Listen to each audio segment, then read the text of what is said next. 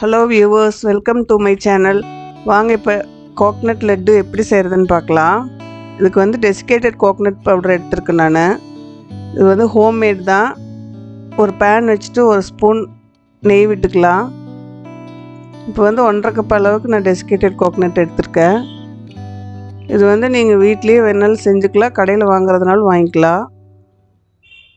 இதை வந்து இப்போ கலர் மாறாத அளவுக்கு நம்ம வறுத்து விட்டுக்கலாம். கொஞ்சம் நீங்கள் கோக்னட் வந்து டெசிகேட்டட் கோக்னட் வீட்டில் செய்யணுன்னா தேங்காயை வந்து சிம்மில் வச்சுட்டு கொஞ்சம் மிக்சியில் ஒரு தடவை ஓட்டி எடுத்துகிட்டு நல்லா நைஸாக சிம்லேயே வச்சு வறுத்திங்கன்னா இந்த மாதிரி கோக்னட் வந்து கிடச்சிடும் உங்களுக்கு.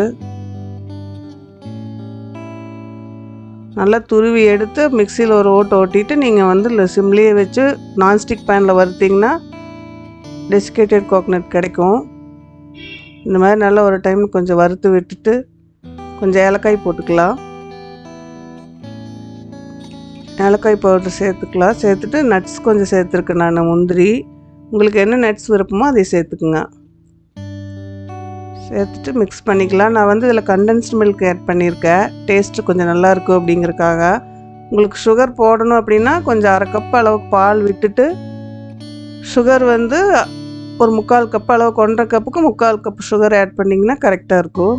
நான் வந்து கண்டென்ஸ்டு மில்க் சேர்த்துருக்கேன். டேஸ்ட் வந்து கொஞ்சம் நல்லா லட்டு நல்லா இருக்குது அப்படிங்கிறதுக்கு வேணும் அந்த மாதிரி சேர்த்துருக்கேன். இதை வந்து நல்லா மிக்ஸ் பண்ணிக்கலாம்.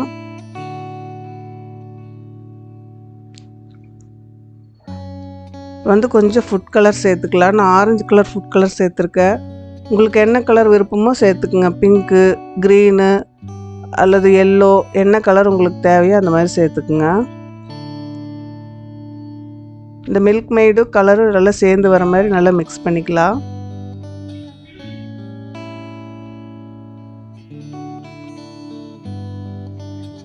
இந்த மாதிரி நல்லா மிக்ஸ் பண்ணிக்கோங்க.